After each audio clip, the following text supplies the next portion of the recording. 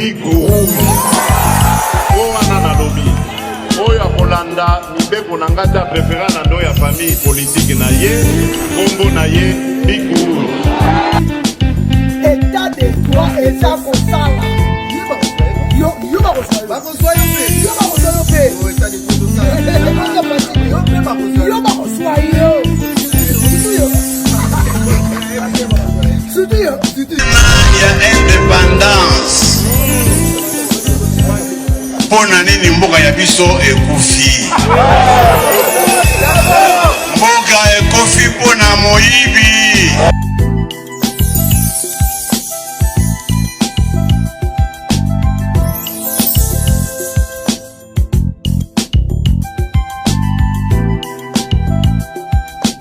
Bonjour à tous les amis de la presse. Aujourd'hui encore, je suis devant vous. Il y a quelque chose que je voudrais communiquer ce soir. Il y a au moins 3 points. Il y a d'abord, premièrement, nous présentons nos condoléances à notre général près de la cour, plutôt l'avocat général près de la cour d'appel de la monsieur Georges Moulongo. Nous allons parler encore de l'affaire de 100 millions de dollars qu'on vient même aussi, qu'on vient d'arrêter.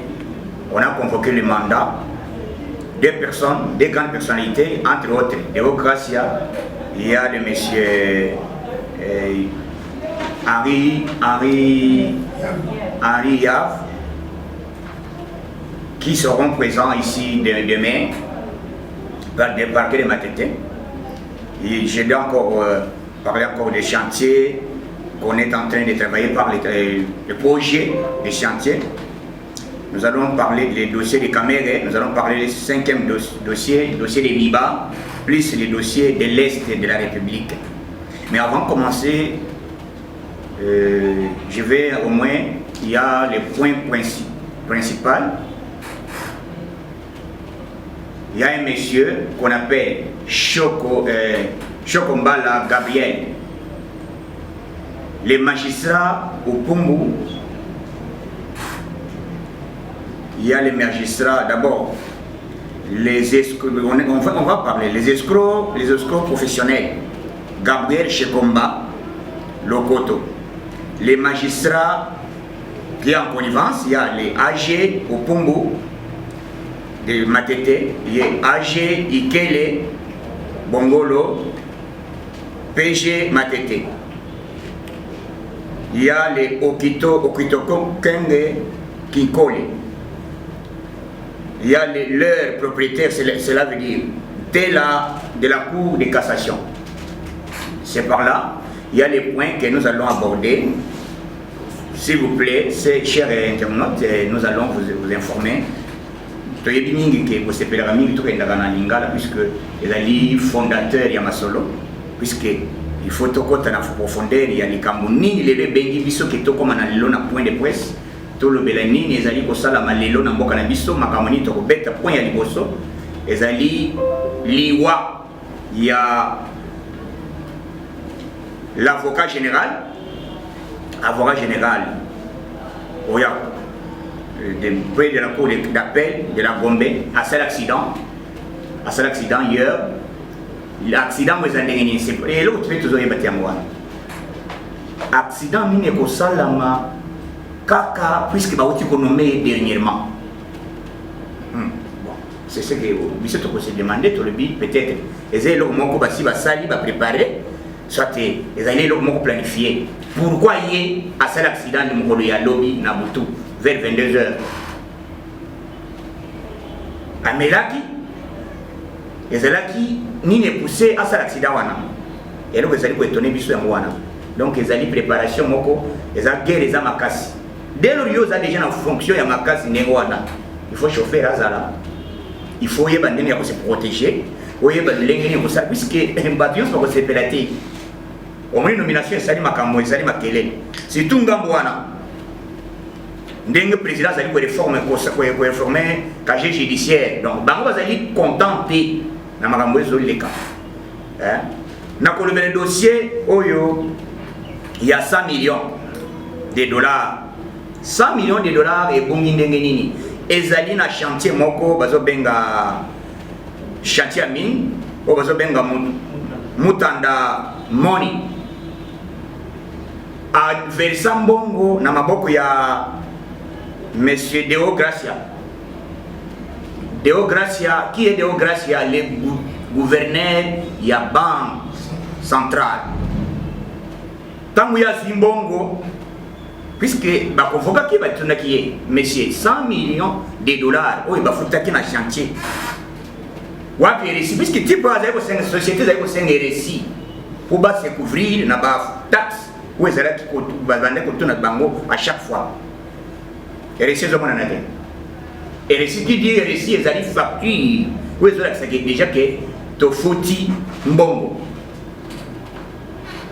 Après Deo Gracia à l'habité, ce n'est pas moi, c'est M. Yav, Henri Yav, ancien ministre de la Finance. Ancien ministre de la Finance, c'est pourquoi Tolinga qui est l'état des droits. Dans un état des droits, il faut respecter les choses d'autrui, il faut respecter les choses de l'État. Au kuki vendre au ladi ou la muki boité qui fait n'importe comment puisque les bosseurs les justice les bosseurs qui y a poche à Kabila na FCC mais yambala oyo Congo est commis elengi pour na ba combattant na ba congolais pour balingi changement et commis bololo na kan FCC il y a toujours PPRD Deo Gracia toujours PPRD membre ya ligue des chaînes ya PPRD baza ya kotona te na minute tozoloba convocation wapi toujours na parquet ya Matete parquet Matete sali place nini 4e et sika bakangaka Vital Kamere wa kaningini nde sika bazo benga bango donc lobby j'ai dit il faut monsieur Henri Yav aya ko se présenter état des droits et donc tout le baka un jour dès qu'il peut ce pouvoir nous allons instaurer un état des droits. État des droits cela veut dire mon union azana sa mibeko bino bon un exemple où il besoin d'un directeur de cabinet chef de l'État en fonction aux arrêts et puis condamné des travaux 20 ans de travaux forcés mais vous allez toujours habitué bon regardez ce que c'est na minute inspecteur, ça veut d'abord coup de chapeau, l'inspecteur général de la finance, nommé par ordonnance présidentielle, Fatih Béton. Il y a un rapport, il y a beaucoup de dossiers. Et c'est lui qui nous a au moins facilité les choses. Et il y a aucun de Nani, Azaki ministre de la justice, Yakala, Luzolo Bami. Yenda zaki ko chapeauter mais moyen kanga bango bazala ki ko échapper il a remis la liste 80 dossiers où est la mesa na inspection générale il y a finance il y a République démocratique du Congo où ba même pas Fatih Béton donc azi dossier na minute tozoloba bazo kende point par point inspecteur général il y a République, a vu dossier, a tiki na maboko ya avocat de la République, au bazo benga Coco Kaludi. Na minute oyo ayami dossier. Tango ayami dossier, accueilli babali déjà enquête puisque cause allégi avocat ya République zama selite Mobali Ndeyewan, place où on a bien placé. Combien de dossiers c'est comme bon boni bakoza yobima. Il y a des dossiers batoni mbongo etozo bazolo ba 100 millions de dollars bafuta yamo depuis 2015. Facture de la raté. Ya ngozo monelo nani dollars les mata mbongo kusiko bazo détourner puisque dollars les mata zali à cause gestion mabe ya bande ou FCC. Ou bazaki nommé na moment tozoloba monsieur Deo Gracia, il sera aux arrêts, puisque il faut pas kangaye, place où le président Moutakonome gouverneur pour la banque. C'est lui, le garant et bon fonctionnement et commandant suprême. Donc, dossier où on a la minute toujours et Sabino, tu vas dire qu'on dit que Congo n'a pas besoin de changement. C'est depuis quand c'est depuis Congo et Salama, on n'a jamais arrêté au cadre, au fonctionnaire de l'État, à niveau où toujours le balero. Qui a gouverné la banque, le Premier ministre. Mais Bassalé au Mogamade. Voilà un état de droit où tout Sengaki, Fatih Beton a dit, ce n'est pas moi qui va arrêter, commencer à arrêter les gens. C'est la justice que nous allons mettre. Il y a un monde qui va poursuivre les Bassali, dossiers, même les dossiers, toujours le balero, il y a Joseph Kabila. Ce n'est pas Fatih Akokangisa Kabila. Même les gens qui ont été à Nani, à monsieur. Maintenant, secrétaire permanent à PPRD, au Bazobenganani. Chadari. Chadari bâti qui plainte na niveau tozolo ba plainte des alliés. Les gens du Kasaï central va constater que Chadari a fait ça qui puisque Chadari a sali ndengeni. Et puis na liwa ya ba expert au bakofi. Vidéo ezali. Bakofi ndengeni. Chadari a utilisé faux bateau bazo benga bateau ya kama ina sapo. Azi bango batie bango bande bakitina bango bakena bango tina zamba. On a assassiné deux experts ya Nations Unies. Basali bango mukamate. À part dossier wana me dossier ya Kananga bande kwa Kananga balobi tokibo banda boite tokibo tika plein na l'État. Il faut Chadari a expliqué comment tuer Salama Kina surtout na commune ya Nganza. On a assassiné, violé ma maman en désordre. Donc Chadari, n'aimerait tout le bas, a sali Yebera. Wapi Angoran. Donc Togoya Kuna. Avant de compter le dossier, on a vu qu'il y a un dossier à Mama Chabou. Mama Chabou Ilunga. Yenda Zali propriétaire, il y a le pango na côté en passa. Le banque est allé à 160 sur 60 hectares. Il y a un contrat signé par l'État. Dans le contrat, il y a maintenant un groupe Yabato. Il y a un Gabriel Chekomba. Chekomba,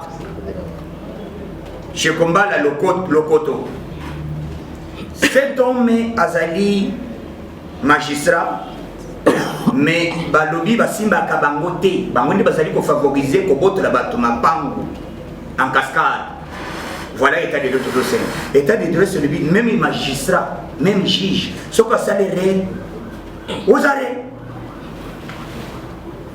Bafuite bokoyo bafuite musu sebimiawa dossier ya Vital Kamerhe ndenge réseau communication et bimisi ba vérité ndenge caméra zaki na correspondance ya communication na ba juge na ye mopona mbongo. Donc dossier wana ezali non je pense que mokola le 21 ndenge ba lingi ba le baké le 21 bazo bandela yango baza déjà na ba élément ya sika ezali na dossier ya Kamerhe et uti ko pesa vérité communication ya mbongo ya transaction et c'est là qui entre Vital Kamerhe na bato na ye ezali déjà copie bapesiango na avocat de la République. Maintenant tozoloba oyo bazobenga PGR ntela oyo azali na cour de cassation yango tozoloba ke comment ils favoriser les gens oyo bazali na kati ya réseau bazali 1 AG Opumbu oyo azali na PG ya Matete tozali na AG Iyeli Bongongo PG toujours na Matete.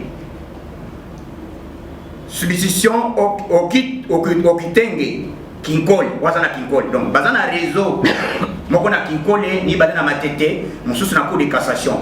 Basale réseau ndengeni. Mapango soki oye dossier na ye koyina maboko na ye, le pango na ye kei. Yamana zo senga état de droit. Ba magistrat o bazali nommé bientôt na pouvoir de chef de l'état. Il faut bola le dossier ya mama o Chabu. Le pango na ye azali na contrat Chabou Ilunga. Le banque naïe azana ba document naïe yango ezali bien complet. L'état azana donc ezali comme tek ya kozela yango. Et puis ba créer ce faux document. Ba créer mutu moko oyo so ba créer document ya un monsieur. Ozo benga il a usage de faux. cet homme là il a ça bazo ba créer ndengini na réseau yo yaka lokola awo ezali na oyo moko aza na matete place nini 4e mili dossier ya maman yango lopango na ye asombi yango en bonne et due forme na maboko ya l'état apesi contrat apesi chantier wana bato baza na posa ya koinvestir. C'est pourquoi nous avons dit que la délégation d'Allemagne est là. Bah investir bah qui koya puisque Vital Kamerhe bandé ko senga bango caution. Bandé ko comprendre vraiment puisque bino bozo yebate que makambo Vital Kamerhe service. Bozo yebate. Bah investir tout bazali koya ko basala musala Kamerhe bandé ko senga bango mbongo ya commission. Soko za na moté ko investir té. Électrocommission. Elles ont créé 10% dans ma boîte, il y a un compte avant qu'il n'ait pas l'État. Hein? Mais, subitement, tout le monde, tant que président, directeur, il y a cabinet adjoint et Berando, Atikali, Balmabaye, tant que Balma commis dans ma boîte, c'était avant-hier, c'était le lundi. Alors, dit, Boya. Condition moko toujours pesa bino bo investir ndenge ko sengeli bozo comprendre misala bitu sai ko sengo moni blocage o bato bazo balelo bino bo sala ba marche ba komole bo comprendre tant bino bo sala marche bozo senga mbongo libération de Vital Kamerhe cela veut dire quoi mbongo ya o bazo l'état ko seli Kamerhe est-ce que madame nani Amida azai ko sala commerce liboso non. Biloko bozo sala bozo que nous soutenir monter cela veut dire tant que nous bozo la marche nous aussi de notre part les 21 toujours tambol il y a une mobilisation il y a ma casse combattant partout bisika bozali congolais nyos toujours marcher les 21 pour te réclamer bongo na biso oyo ezali bombani par Vital Kamerhe bazongi sayango à l'immédiat ils ont la caisse à l'état. Puisque tout le monde crise le dollar est mati, mais avec 57 millions de dollars. Et j'ai appris que M. Jamal il dit que par rapport à cette somme, lui au moins il a réussi. Sur 57 millions, il a réussi 27 millions. Donc 30 ans, ma mère a Vital Kamerhe. Alors lui, je ne dis même pas pour le vérifier. Tu vas parler. Jamal, oh, je suis innocent. Je suis innocent. Et Dieu me l'ouvre. J'ai 82 ans. Je suis innocent. Je suis innocent. Le Vic Azali a 57 millions. Il y a 27 millions. Donc, dossier Zakuna, Lelo, Congo. Congo est combien de Fachi Beton. Tous ceux qui na campus, na Ilikin, le président promet à tambour na salle. À qui na salle, à commis place nini, tina place na salle homme. Et si ka, et tiens, c'est qu'il a zaï olala. À visiter place one. Mais homme n'engage commis, ngana petit poto. Donc, ils ont énorme, il y a poto. Ils ont un niveau, il y a n'engage à l'université, il y a poto. Le vin, voilà. Donc, qui te connaît l'ennemi? Ma yezali quand vous, il y a vos élatés. Après, il y a un salle auditoire, moko propre. Oui, vous savez que bande batanga, l'ulenge sengeli. Donc, Fachi Beton Azolalaté, Azali prêt à peuple congolais. Bande Koboyoka, n'a pas bête, puisque avant de continuer, le dossier, il y a surtout dans un matériel dossier, n'a pas la justice. Na saisir la justice, na saisir par cas matete, bad lâcher dossier à maman oyo. Par cas kati, basi basilisi. Bo freiner dossier à maman oyo été, et ça n'a problème mon côté, beaucoup de samanigam était na dossier à maman Chabu Ilunga. Mikanda na ye a le contrat yango a signé na l'état. Baïtar à sa l'église na ye. Mais comment yo ye kozwa bato côté ici ba mona lupangu d'une manière illégale. Comme chef de l'état peut faire autorisation na ministre nani plus mobile alors tu vois que c'est ma banque tout est allié à l'état à partir d'aujourd'hui et zoga mon tout a côté dans ma banque est allié d'abord même bilo comme mon l'état qui est allié loko zo et loko est allié ayo ce que loko est allié ayo te kozo et loko est allié na PPD na ba FCC oh te ya bakanga ya fete e bakanga mo fete puisque monsieur il a zaï ko le bao maintenant ni type on ne peut pas nous intimider. On ne peut pas nous intimider. Hein? On ne peut pas nous intimider. Je vais allumer les faits. Tu vas allumer. Vous voyez le son? Sonorisation. Fatih Béton. Dossier Zaliwana na sengi l'État, puisque le magistrat, même le magistrat va nommer na monsieur procureur général, tel là où il y a la cour de cassation. Il y a un des fondateurs ya Masolo. Yo yezo kota mbongo nyonso zozongela ye. Donc soki dossier wana kuna maboko na ye esili alale yango. Bake batiki mapango batu na cascade. Donc bato bazali ba raison mobimba monsieur Gabriel Shekomba. Shekomba le lokoto. Monsieur oyo bazali obazobenga opumbu. Obazobenga ikele bongongo. Obazobenga nani itenge kinko obazobenga itenge. Donc bato wana bazali na raison mobimba. Et on a sengi l'État à se prendre à charge à l'année les dossiers puisque biso soki tozolo baté tokotika Congo ezala ya binotaire. Dans l'état des droits, il faut que chacun soit libre de s'exprimer. Montunyon so aloba.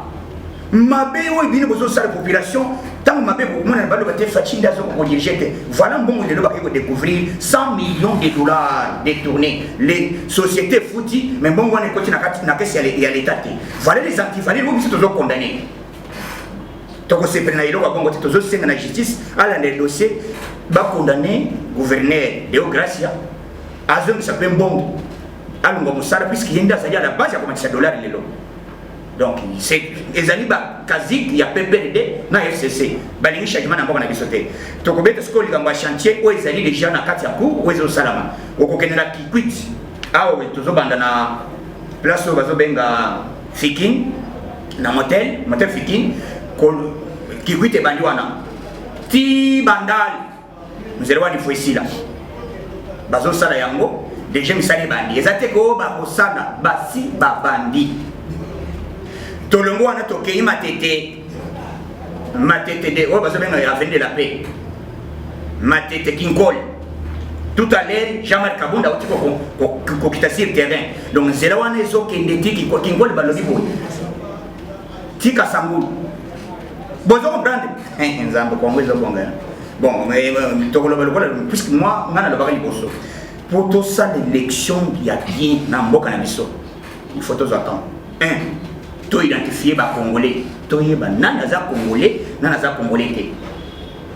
tant que tu as une identification peut officiellement aujourd'hui Toyoki Banque mondiale pour financer le ministère de l'Intérieur on a fiche d'identification Banque mondiale a financé date en 2022 vers la fin en décembre avant de en 2023. Donc, ça serait pratiquement impossible d'organiser l'élection en 2023. Donc, automatiquement, tant qu'on a identification, ça va nous prendre 2 à 4 ans. 2 à 4 ans. Puisque il y a une information que les États-Unis, officiellement, ça fait 20 ans. 20 ans bonus. Puisque 20 ans, parce que vous avez la transition. Pour toujours ça, on a la transition sans Kabila. Pour ça, on a le pouvoir de la coalition, il ne va pas. Ce que vous voyez, c'est au Gati de Brazza. Au Méli, j'avais, ça, tu vas comprendre. Donc, on fait plus de ce poison, ok, il est fait. Donc, comment on a mis ce bateau de changement? Tout le monde en Zéla, d'abord, en Zéla, il y a Kolungwa. Côté à Lemba Salom, Zélawanesi. Président ça qui ordre les Égyptiens, Bassissin Zélawana. Et Lungwe Keyi et Keyi Kota na rond-point. Tous en Zélawan côté à Guinée. Il faut Zéla et Zéla Baba Salan Zéla 1. Zéla Mususu et Zalia Wana Kulumba. Et Zolunga Kulumba, gare centrale. Kulumba, aéroport. Cela veut dire autoroute. Mais ça les va la salé babandi masala donc au boyi fachi au katinga ba Brazzaville donc tika biso kimia puisque misala est belé chantier est belé et donc tozolo ba puisque tant que le bolingo fachi azanango tout na ba chef coutumier ya oya bateke dans kati ya maluko ketu côté maman Denise Akendaki pour les chapeaux na première dame azali ko sala de fort makasi puisque au moins ba première dame ba mususu bazalaki kaka makambo ya kolona ka kokunda bibembe on se dit la vérité yo mana mais hier au moins azali ko sala musala sur terrain bazo sepela bazo mona vérité bazo mona que clair azui soin ya ba comédien nyonso azui yango charge apesi bazwela bango assurance obele maladie ya corona obele maladie ya nani obele maladie ya pulupulu ofili nabani ofili première dame pour des chapeaux puisque mère en tout cas tous en simana yo tous tenir yo au moins kota yango ezali déjà vitre mais vitre ya te ba obeti moto ke pasuki na yebiti lo lenga basaleli yango maman nango ozomi mona donc biloko wana nde tozana posa faci asala yango puisque azali na volonté wana bolinga kosala makambo wana na mboka na biso nakoya koloba dossier ya bamama ya miba bazolela mingi balobi 125 mois bambele na bango bazali impayé na miba minde bakwanga miba sela bisika basalaka badiama bamama wana bazolela balobi salaire ezate mais aussi longtemps ngoi kasanji ko tozabenga ka radio amuke ngoi kasanji sela veut dire radio kasanji kama radio ya na minute oyo akei atika mboko wana puisque bato bakobazo yebate le problème c'est que bino bozolo babaluba oui puisque le facha za président parce que za muluba oui mais baluba boni bazaki na PPDD o bino bozali ko cha ko tribalisme te puisque là autant facha ko le bien tribalisme boy mais bitam baluba boni nani ngoka sancha sana aza muluba me makire ya barwani soko ke pa bino chiba ok Chanamwan, Claude Machar, Bagoshap, ce sont des Kassaïens. Badeni Kambaye, Bazabanani. Où est-ce que vous avez dit Bozana Kindo, Bovanda Nabino, Bovanda, Bovanda. Et c'est toi, nous on travaille. Donc, pour ça, vous allez faire ça, là, peuple, c'est plus. Donc, on a déjà l'université et vous allez refaire. C'est quoi l'université? Vous faites une élection. C'est l'élection qui m'a cadré. Au salut, outrage au chef de l'État. Salut au Mugamat. Le président a dit que tous les Simanayo, tous les soutenir, puisque tous les Senga Congo nouveau. Un Congo fort avec Fatih Béton. Congo, tous les Senga, les lots comme aux fonctionnaires de l'État. Et c'est la matière. Et ça, la matinée, on va convoquer gouverneur en fonction. Il y a Banque centrale. Il y a attribution de ministre, premier ministre. Il y a comme explication. Après lui, ancien ministre de la Finance.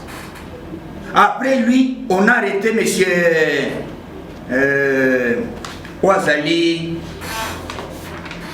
Il y a DGDA. C'est forêt Cassini. Basali Azali déjà dans ma cale.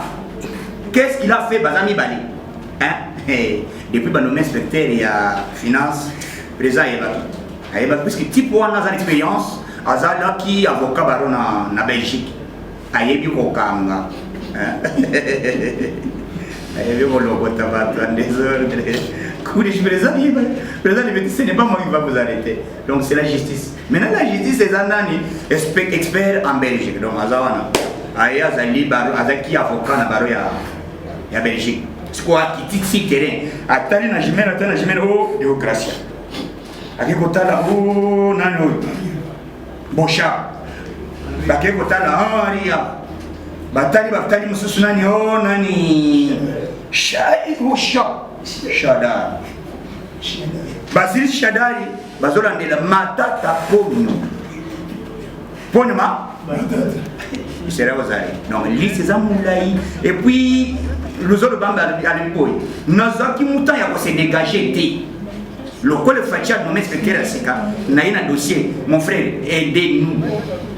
Aidez-nous.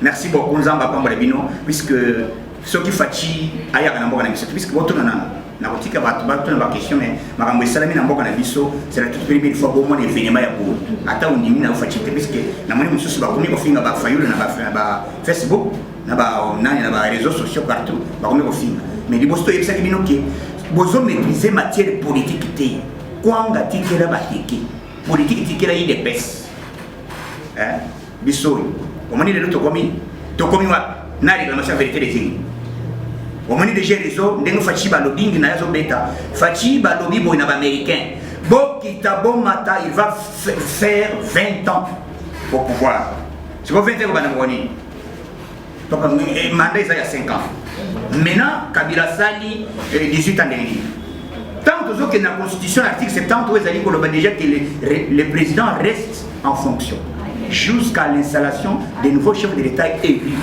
C'est la constitution, on ne peut pas violer la constitution. Nous sommes là. Article 1, pourquoi Bino Bomonaki Yango Madame Pona Kabila. Si vous prenez Fatih, non, vous violez. Nous sommes là. Nous restons là. Article 70. Nous avons violé l'article de la constitution. Tokotika la Vakawana. Le code de la Kabila Kabila. Mais je peux toujours respecter la constitution. N'y a pas de temps. On va comprendre. L'article est bon. Donc, violeté. Pourquoi Kabila Bomona Yango m'a pété, mais pour la Fatih Bozoma Yango m'a pété. Ceux qui ont été au bien à la mer, mais non, madame, à vous interpréter. Avec ce nom, je vous dis, madame, le président reste en fort. Merci beaucoup. Misali Salama, présent partout. Avant la prochaine Bolingo, il y a pour changer Mboka Nabiso. Et l'autre, il y a Congo, des années. Mon Congo, mon Luba, mon Swahili, mon Gala, Betre. Complice Zaina, il y a des il y a bande, il y a Mapassa. Et Sali, bande de Congo. Tant que Fachi a sali, a favoriser, à valoriser, Kassavo va pêcher à commis héros national. Nyamuna Mekoti, Nakati FCC va préparer pour créer méfiance entre Bisso et Ndekoya Congo. Donc, Bakongo Toyebi, les alliés fiefs, Makas, il y a eu des pèses. Pour nous, masse équité. Ce qu'on a dit contre Fachi, donc, et le quoi on a déjà passé déjà 17 personnes, donc c'est la toile qui a évolué, mais il y a une complicité, il y a Kingakati. Donc, on a une question, peut-être moi comme balai pour te répondre à la question. Zamba pas pour la vie, merci.